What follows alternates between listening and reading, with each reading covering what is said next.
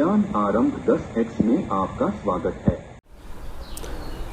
Hello बच्चों, inverse ट्रिग्नोमेट्रिक्स function के इस सेक्शन में अब आप लोगों का स्वागत है। हम लोग आपके लिए यहाँ पर बेहतरीन कंटेंट तैयार करके लाए हैं, जिसको आप लोग स्टेप वाइज देखिएगा और इससे बहुत सारा जो आपका बेसिक कंसेप्ट है वो भी क्लियर हो जाएगा। तो सबसे पहले हम लोग यहाँ पर बात करते हैं फंक्शन की। फंक्शन अगर f(x) = y है तो ये हमारा कहलाएगा क्या, फंक्शन। तो f(x) = y, y यहाँ पर कुछ भी रह सकता है।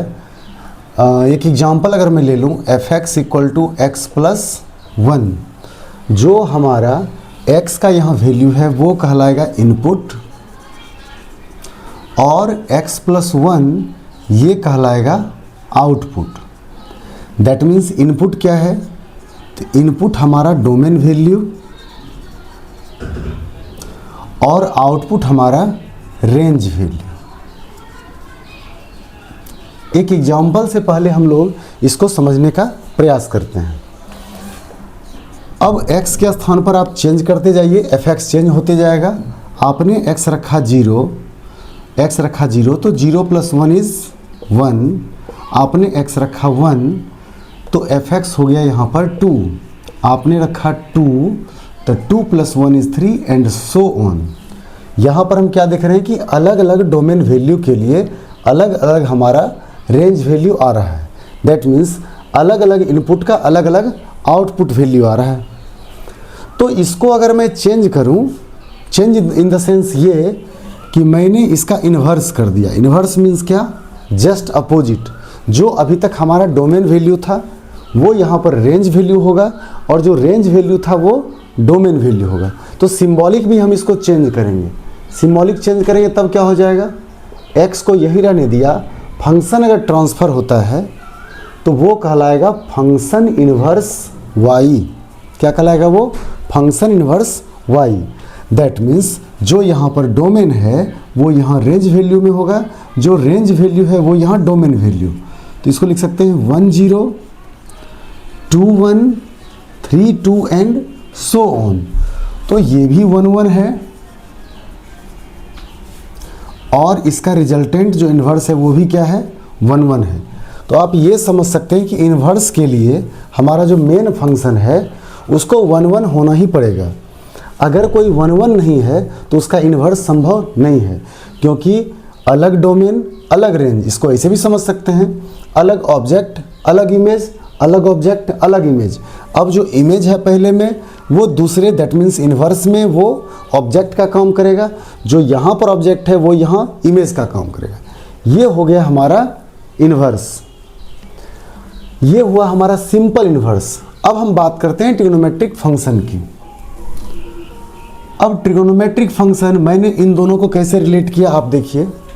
f(x) = मैंने एक एग्जाम्पल लिया sin x। f(x) = sin x, x 0 sin 0 0, x 30 sin 30 1/2, x 45 sin 45 is 1/√2। That means आप यहाँ पर भी बना सकते हैं 0 डिग्री 0, 30 डिग्री तो यहाँ क्या हो जाएगा 1/2, 45 डिग्री 1/√2 एंड सो ऑन। तो ये हुआ सिंपल ट्रिग्नोमेट्रिक फंक्शन।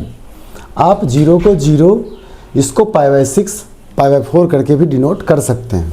सिर्फ समझने के लिए मैंने इसको बिल्कुल आसान भाषा में समझाया है। इसका यदि इन्वर्स हो जाएगा तब क्या होगा, जो रेंज है वो डोमेन का काम करेगा, जो डोमेन है वो रेंज का काम करेगा। सेम यहाँ पर रेंज वैल्यू डोमेन वैल्यू के रूप में है, और जो डोमेन वैल्यू है वो रेंज वैल्यू के रूप में काम करेगा। तो सीधा हमको याद रखना है कि जो सिंपल फंक्शन में डोमेन है वो इन्वर्स में रेंज होगा, और जो यहाँ पर रेंज था वो इन्वर्स में डोमेन हो जाएगा। अब इसको डिनोट करने का तरीका क्या है, आपने अगर लिखा f(x) = sin x, मैंने इसको y लेट किया, हम लिख सकते हैं x = sin इन्वर्स y। क्या पढ़ेंगे इसको, साइन इन्वर्स वाई, या आप इसको ये भी लिख सकते हैं आर्क साइन वाई, दोनों सेम है। अभी आप लोग सब बुक में इसी प्रकार का लिखा हुआ देखेंगे, ये कुछ एक बुक में है, दोनों में से कुछ भी लिख सकते हैं, उससे कोई दिक्कत, दोनों सेम चीज़। अब यहाँ पर जो मेन फंक्शन है वो किस तरह से कैंसिल होगा, sine inverse of sine x, sine inverse और साइन अंडरस्टूड कैंसिल हो जाएगा, बचेगा क्या, एक्स। साइन पहले आ जाए, साइन इनवर्स बाद में आए, उससे कोई फर्क नहीं पड़ेगा। इनवर्स पहले हो या सिंपल ट्रिग्नोमेट्रिक पहले हो, दोनों एक दूसरे को अंडरस्टूड कैंसिल करेगा, जो बच जाएगा उसको मैं यहाँ पर लिख दूंगा। ये हो गया हमारा सिंपल टर्म समझने का कि इनवर्स ट्रिग्नोमेट्रिक फंक्शन क्या है। इसके बहुत सारे रिस्ट्रिक्शन भी हैं कि ये अपने जिस रेंज में इसका मैप बनता है, जिस रेंज में आप इसका ग्राफ शो करते हो, उसी रेंज में ये घूमते रहेगा। अब कैसे ये घूमते रहता है, तो साइन का मैक्सिमम वैल्यू क्या होता है, कॉस का मैक्सिमम वैल्यू क्या होता है, टेन का मैक्सिमम वैल्यू क्या होता है, उस रेंज में ये घूमते रहेगा। तो इसको हम लोग समझते हैं, पहले आप इसको नोट डाउन कर लें, और इससे रिलेटेड जो आपके पास कोई प्रॉब्लम है तो आप उसे कमेंट में लिखें। हमारी टीम उस क्वेश्चन को ले करके और सॉल्व करके आपके पास तक पहुंचाने का पूरा प्रयास करेगी। तो अभी बात कर रहे थे डोमेन और रेंज का, तो हमारे पास जो मेन इन्वर्स फंक्शन है ट्रिग्नोमेट्रिकल वो है 6। तो आप इसको ध्यान से देखिए, y equal to sine inverse x, ये उसका डोमेन कहलाएगा, और ये है रेंज। ये अपने रिस्ट्रिक्टेड रेंज में वो रिपीट होते रहता है, मतलब एक रिस्ट्रिक्टेड रेंज में वो फिर से अपने टॉप एंड बॉटम के इक्वल होते रहता है। तो y equal to sine inverse x, sine inverse का डोमेन कहाँ से कहाँ तक होगा, तो -1 से 1 तक। रेंज कहाँ से कहाँ तक होगा, -π/2 to π/2 with close interval. Close interval और ओपन इंटरवल के बारे में हम लोगों ने सेट थ्योरी में पढ़ लिया है क्लास 11th में। क्लोज इंटरवल में उस एलिमेंट को भी काउंट किया जाता है और उसके बीच में जितने पॉइंट्स होते हैं उन सब पॉइंट्स को काउंट किया जाता है। If y equal to cos inverse x, then domain हमारा वही होगा। रेंज क्या हो जाएगा, रेंज होगा 0 टू π। आपको ऑब्जेक्टिव में आप देखे होंगे कि पूछता है कभी कभी कि what is the domain value for cos inverse और what is the range value for cos inverse. y equal to tan inverse का डोमेन वैल्यू क्या होगा, -∞ टू इन्फिनिटी। रेंज हो जाएगा इसका -π/2 to π/2 with open interval. That means इन दोनों को छोड़ के जस्ट इसके बीच जितने एलिमेंट्स हैं वो सब एलिमेंट इसमें काउंट होगा। जनरली आप लोगों को यही 3 पूछता है। कभी कभी ऑब्जेक्टिव में इसके जो और भी टर्म्स हैं और भी ट्रिग्नोमेट्रिक फंक्शन है वो भी पूछ देता है। कॉसेक इनवर्स का वैल्यू क्या होगा, -∞ टू -1 यूनियन -1 टू इन्फिनिटी। अब इसका हमारा रेंज क्या होगा, तो जो यहाँ पर रेंज है साइन का -π/2 to π/2, but y is not equal to 0, क्योंकि y 0 रहने पर ये टर्म अनडिफाइन हो जाता है। y equal to sec inverse x, ये भी हो जाएगा -∞ टू -1 यूनियन -1 टू इन्फिनिटी, और इसका भी रेंज होगा 0 to π, but y is not equal to π/2। यहाँ से यहाँ तक में कोई प्रॉब्लम आप लोगों को नहीं होगा। एक last y equal to cot inverse x, इसका भी वैल्यू -∞ टू इन्फिनिटी, बट इसका जो रेंज होगा वो टेन इनवर्स से मिलता जुलता नहीं होगा, वो हो जाएगा आपको 0 to π, but y is not equal to 0। या आप इसको छोड़ भी सकते हैं, यहाँ से हम लोग 0 टू π भी अगर केवल रखें तो इसको अगर छोड़ दें तो कोई दिक्कत नहीं है। y equal to cot inverse x, इसका डोमेन हो गया -∞ टू इन्फिनिटी, एंड रेंज हो गया 0 to पाई। ये हमारा हुआ बेसिक फंक्शन, डोमेन और रेंज।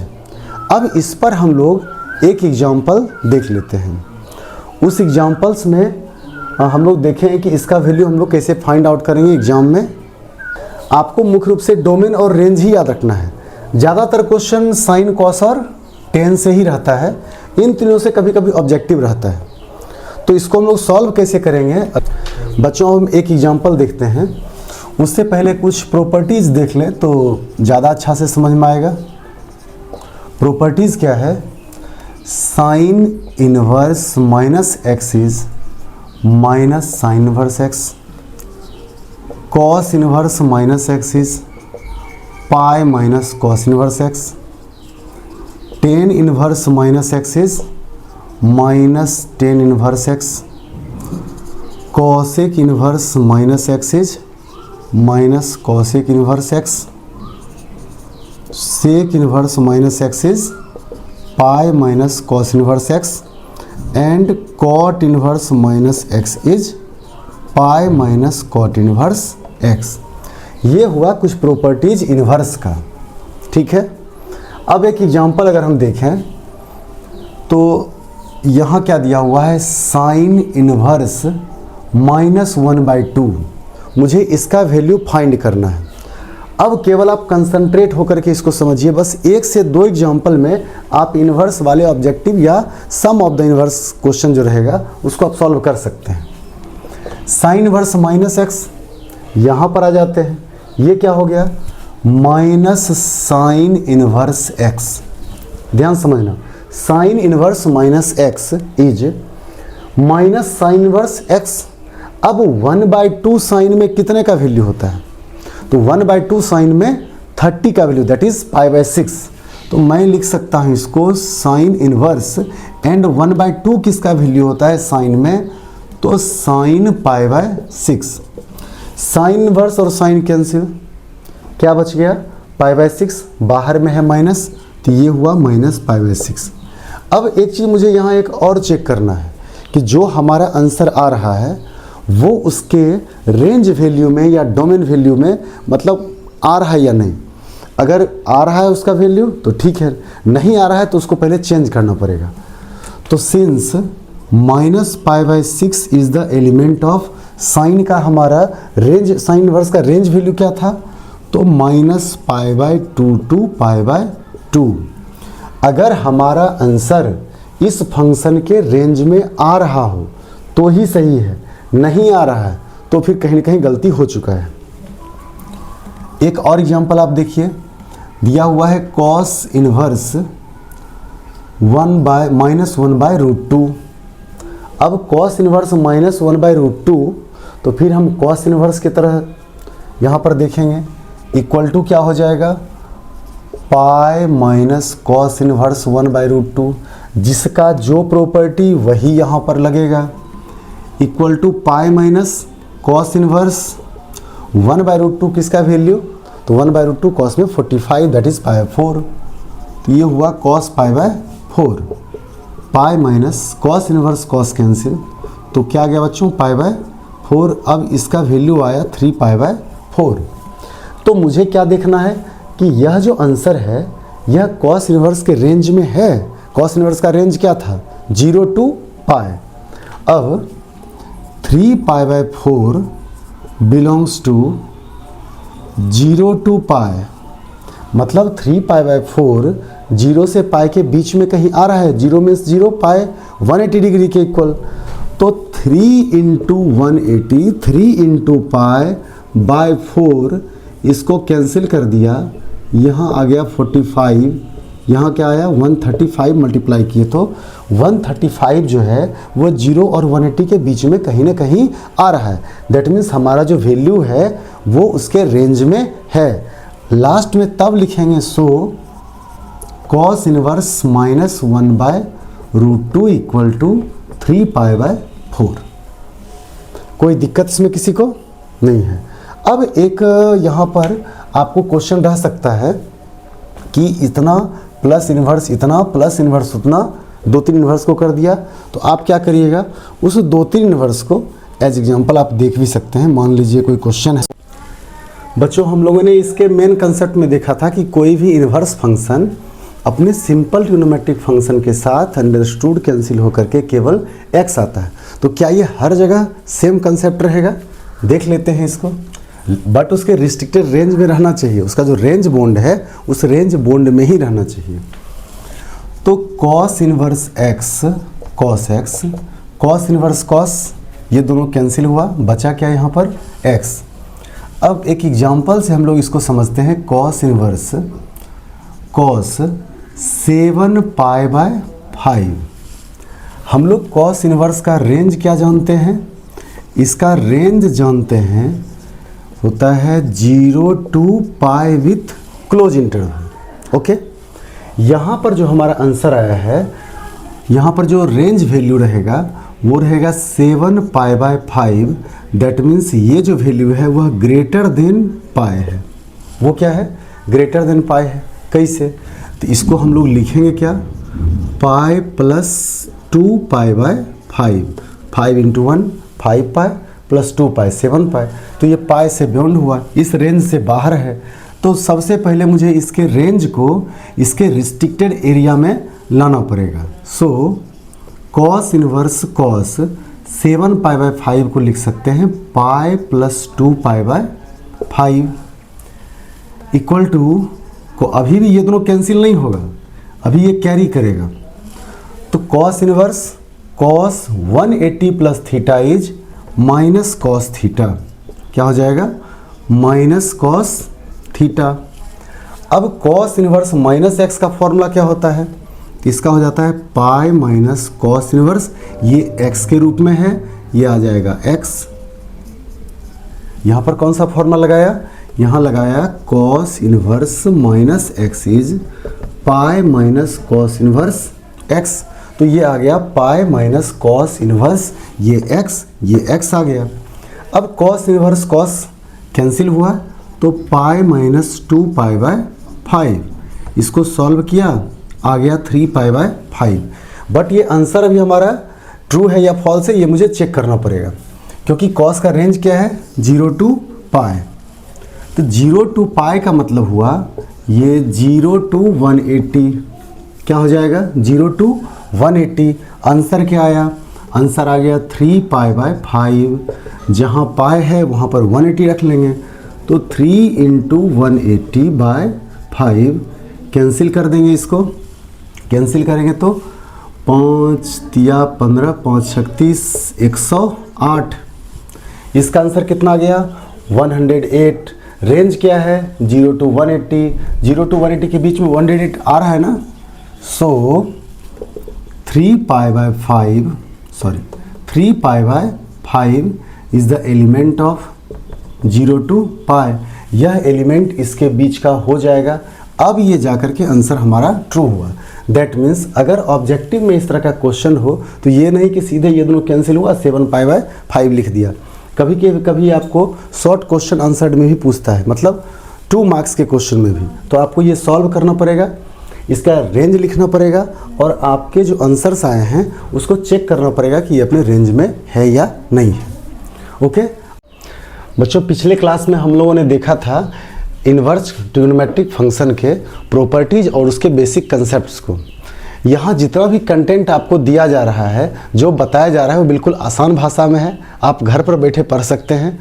आपको इस चैप्टर के लिए अलग से मेहनत करने की आवश्यकता नहीं पड़ेगी अगर आप केवल बेसिक कंसेप्ट को समझते हैं तो।